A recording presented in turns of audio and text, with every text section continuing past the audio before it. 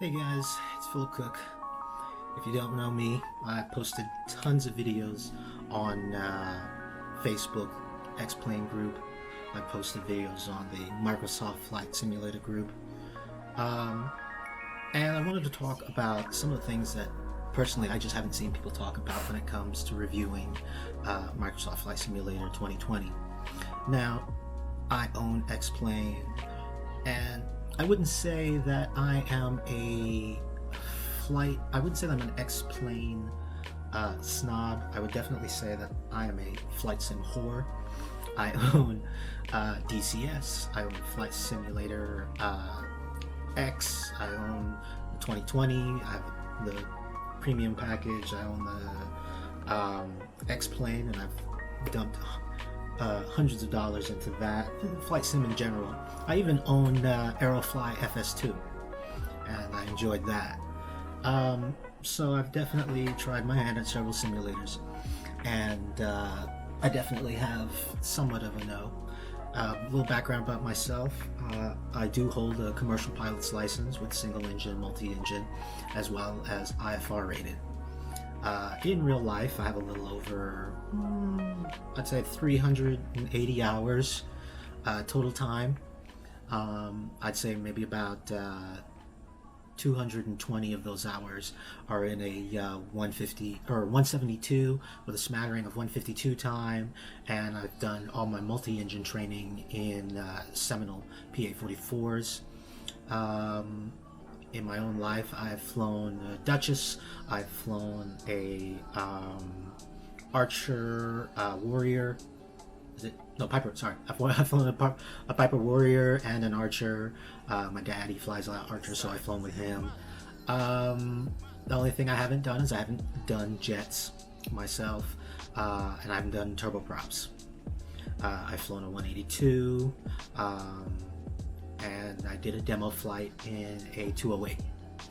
So that's a little bit about my background. So I'm a real world pilot, and flight simming is one of my favorite hobbies.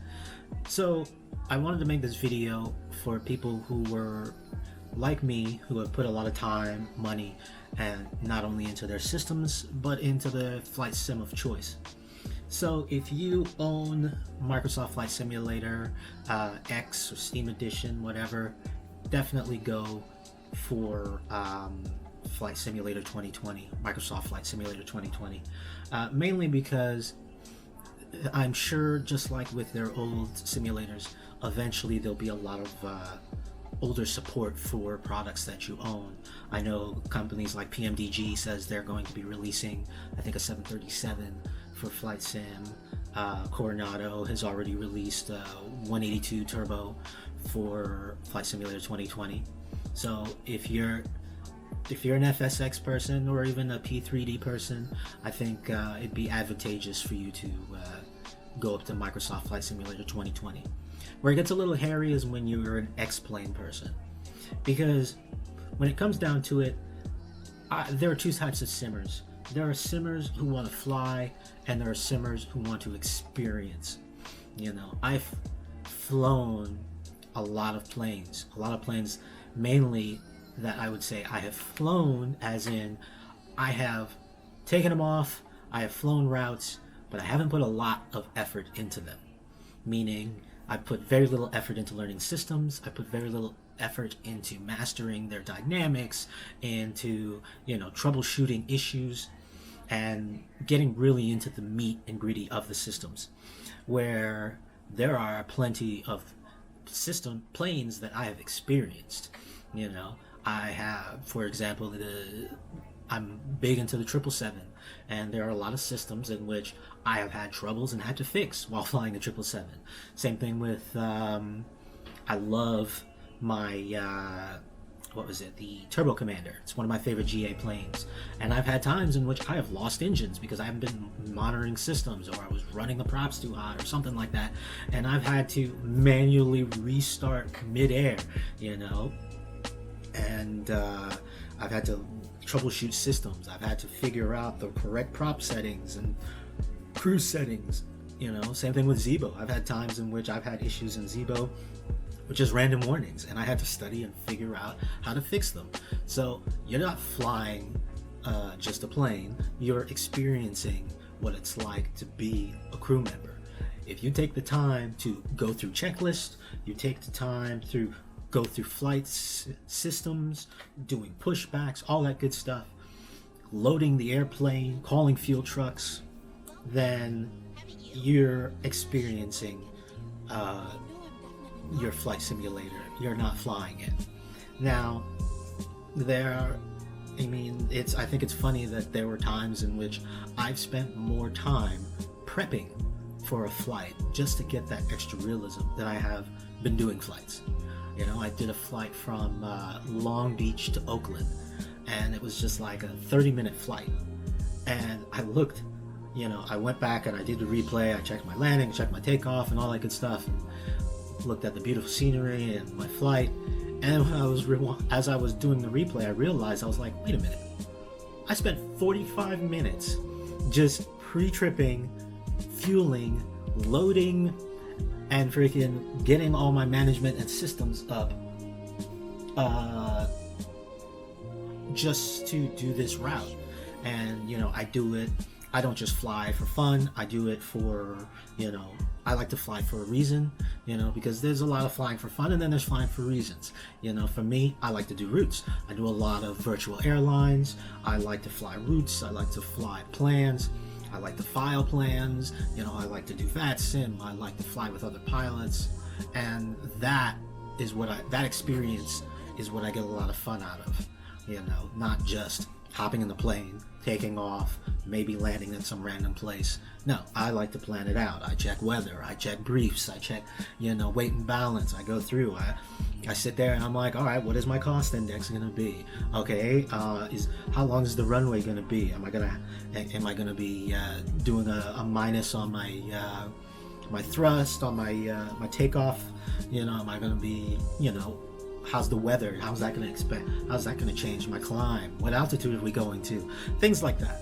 So personally, and this is kind of why I've never really been huge into the flight simulator community myself, as in Microsoft Flight Simulator community, is because if there's one thing that Xplane and some of its high-end planes have really shown, is the planes can look good, but it's really as good as its simulation of the systems.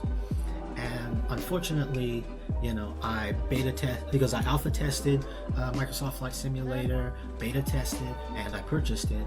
And even though the scenery looks great, the planes look great, there is just a lack of, for me personally, a simulation of systems. I don't know why I would pay a premium for something like the Beechcraft, or the King Air, to find out that a ton of the systems are in-op. Like one of the first things I did was, as I was getting started, I turned on my battery, I turned on my fuel pumps to find out fuel pumps were in-op. Boost pumps, in-op, So I'm like, why would they even bother requiring these little things be here, but yet make them in-op?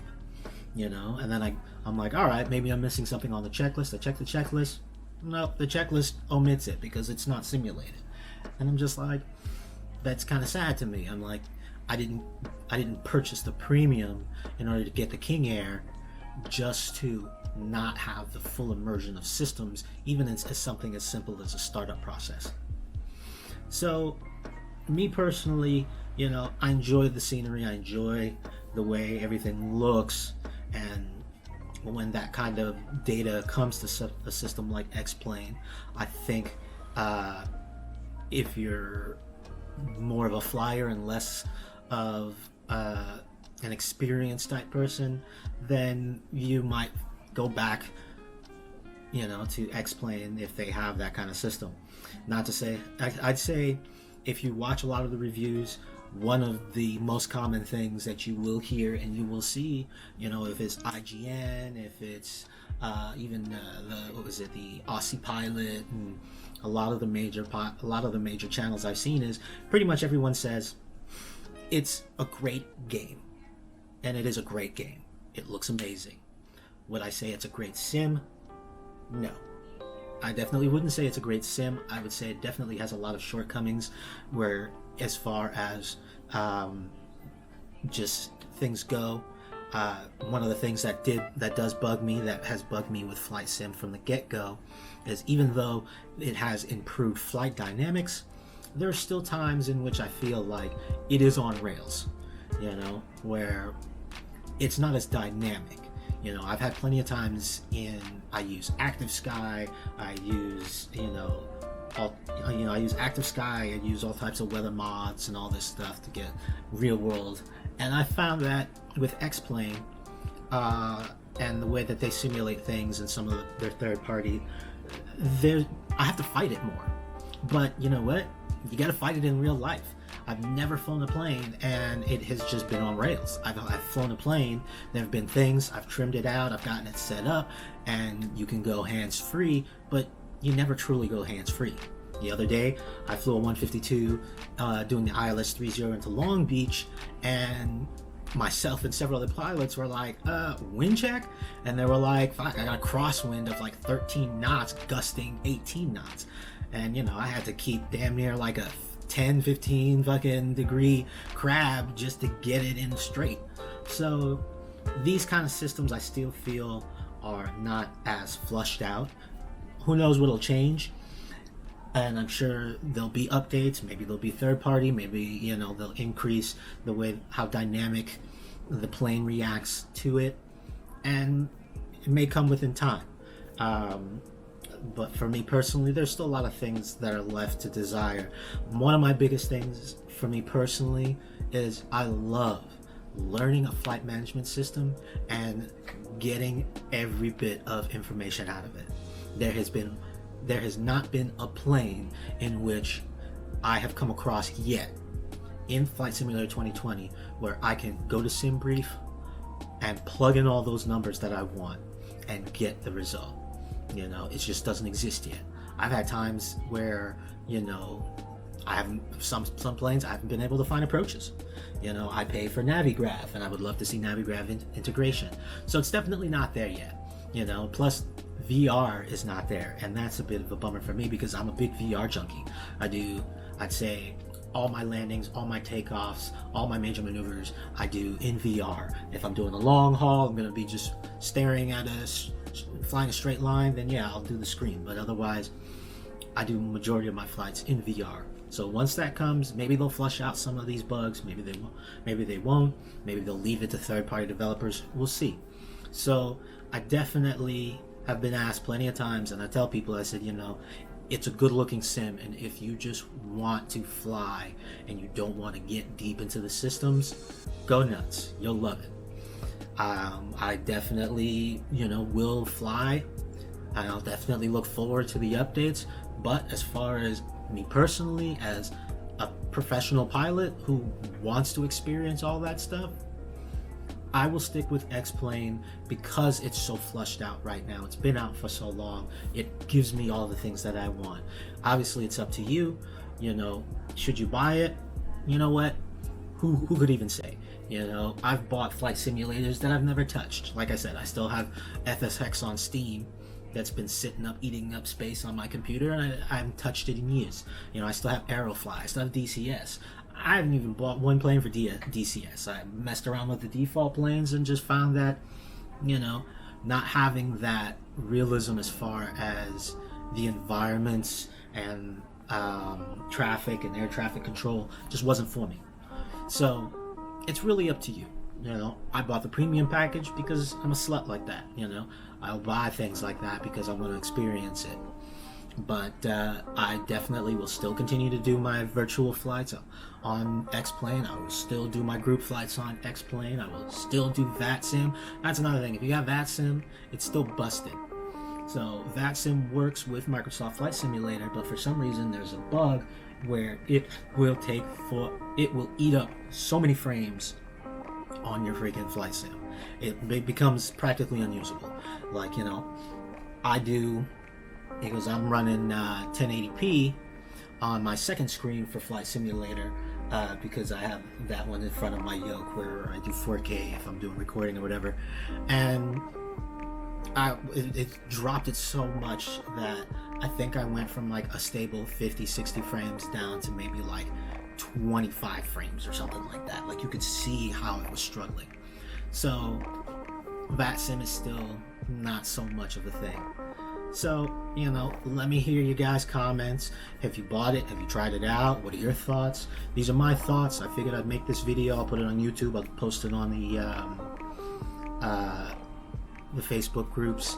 You know, I want to know what you guys think. You know, I've heard some people say that, you know, as far as Microsoft Flight Simulator has been, it's never been as flushed out with the systems as Xplane, and that's a little sad for me. You know, they put so much into it as far as visuals that we want to see, but yet they forgot that hardcore simmers want to, you know, set things like pressurization. They want to mess with things like climb gradients. They want to mess with things like, you know, changing flight plans, you know, mid-flight, and changing, you know, all types of little things that you just it's not there yet.